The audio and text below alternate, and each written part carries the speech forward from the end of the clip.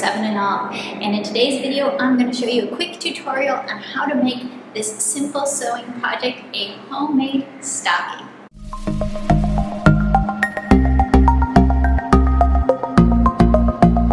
Now, if you are a regular viewer of this channel, you might be slightly confused by this video. But if you actually go back in history, I do have a handful of sewing tutorials on this video. And homeschool families, we love to have skills, we love to have life skills and be creative. And sewing is an excellent example of that. So sewing plays a very big part in my heart. And today I'm actually working together with my sister to make a lovely stocking here. This is going to be a stocking tutorial for stocking with batting. I think using batting in a stocking that's homemade can really take it to the next level.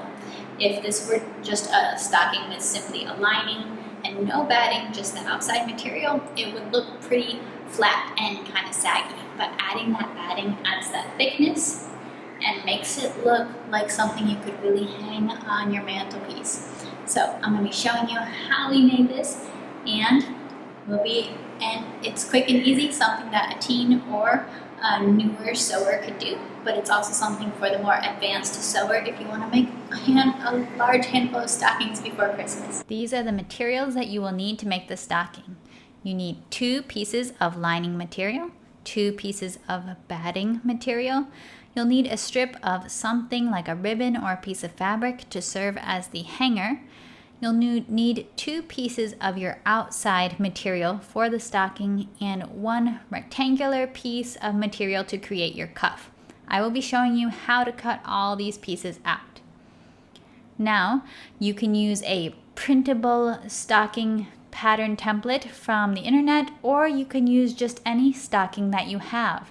If you are using a stocking that you own to create your template, you're not going to want to cut your fabric exactly at the line that your stocking creates because you need to account for seam allowance.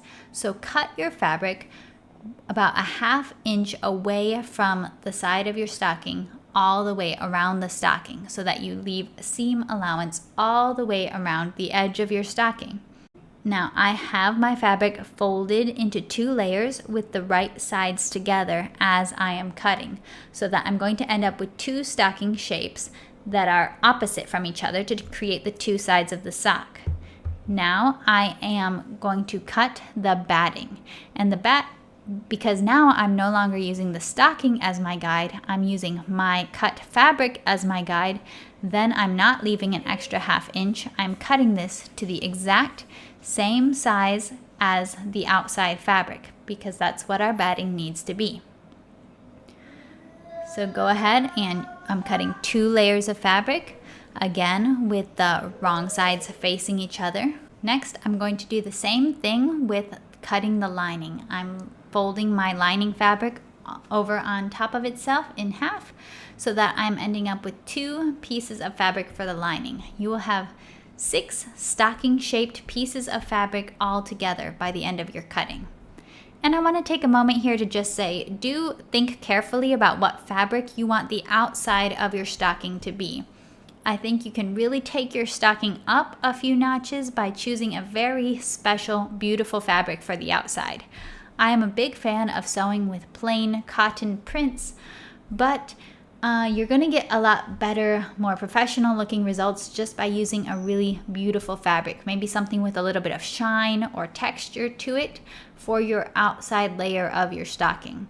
Now this is actually from a shawl, this beautiful purple and pink kind of shiny pattern that's a little bit iridescent, and that makes a big difference. Now we are making the cuff, and this is going to be a rectangular piece of fabric. The way to measure your cuff is take whatever the top of your stocking is, fold your rectangle of fabric over so that you are ending up with a rectangle that is twice as long as the width of the top of your stocking, plus a little bit extra for seam allowance. So you want to leave about a 1/2 inch on each side for your seam allowance. So to calculate it, you could take the length across the top of your stocking times 2 and then add 1 inch. And you're going to have it wide enough to create your cuff. Then to figure out the height for your stocking, you just have to decide how tall you want your cuff to be and then double that. So if I want my cuff to be about 3 inches, then I'll have 6 inches of fabric in height for that rectangle. So you can see that I'm cutting it at double the height that I actually want the cuff to be. The next stage is ironing. Now, if you are a professional at sewing, then you would know that you actually want to iron 3 times. You'll iron before you cut your fabric, you'll iron after you cut your fabric, and you will press. Sorry, the professional word is press. You will press again at the end of your project.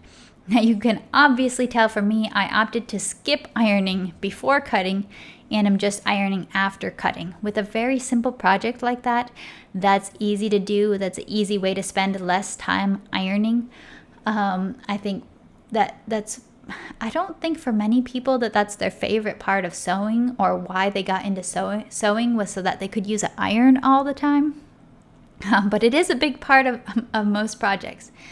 So you do want to iron, press all your pieces.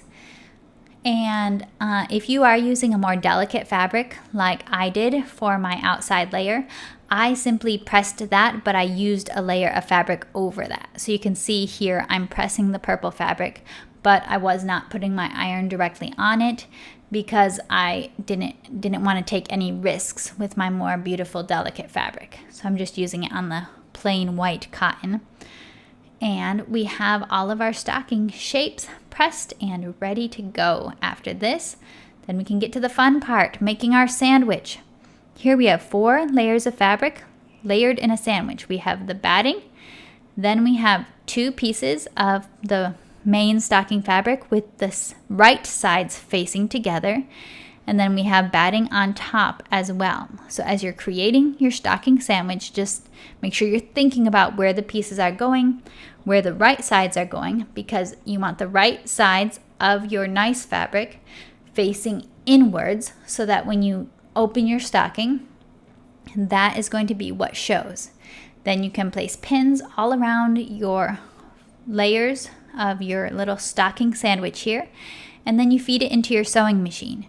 You're going to want to sew at about a 1/2 inch seam allowance because that's how much seam allowance we accounted for when we cut the pieces.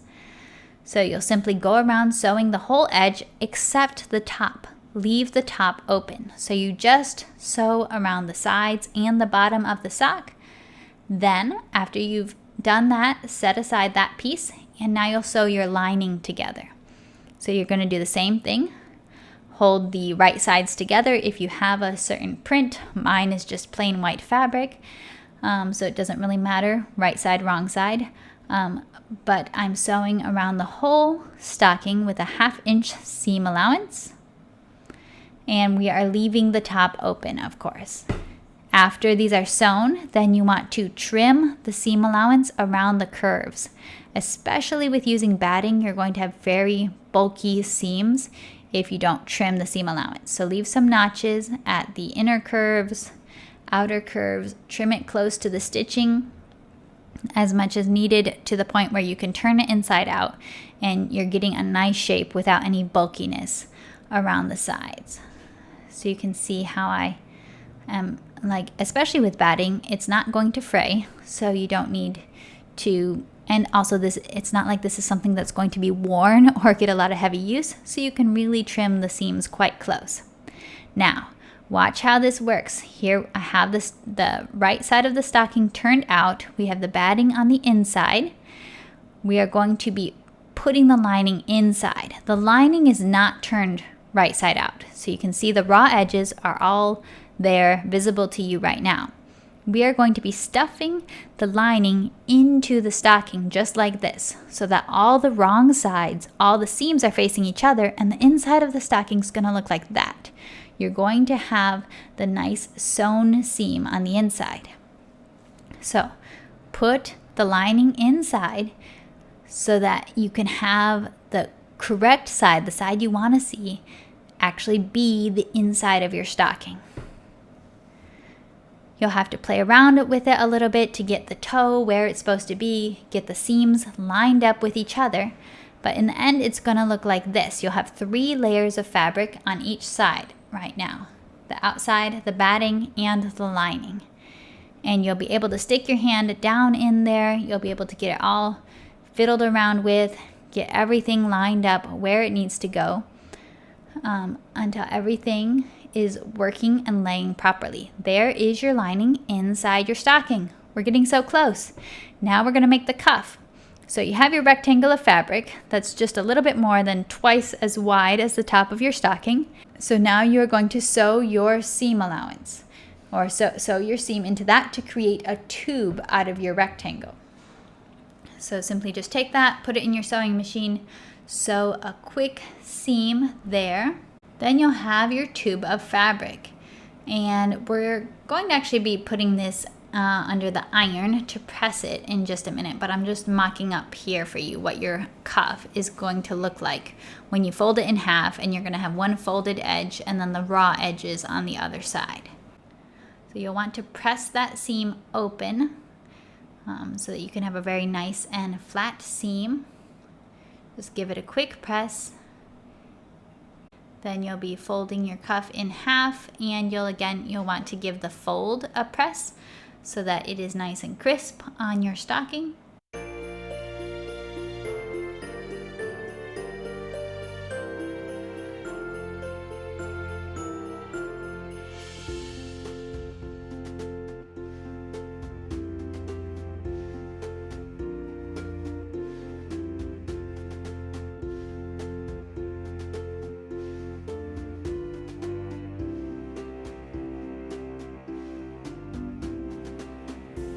You can see there we have the edge of our fold, and now we get to the tricky part. So you might have to play around with this, kind of see how it makes sense in your own mind as you put it together. You're going to take your little strip of fabric or your ribbon for a hanger, and you're going to be putting this inside the lining, so inside that 3rd layer of fabric, and you're going to be placing it right up against the seam for the back of the stocking.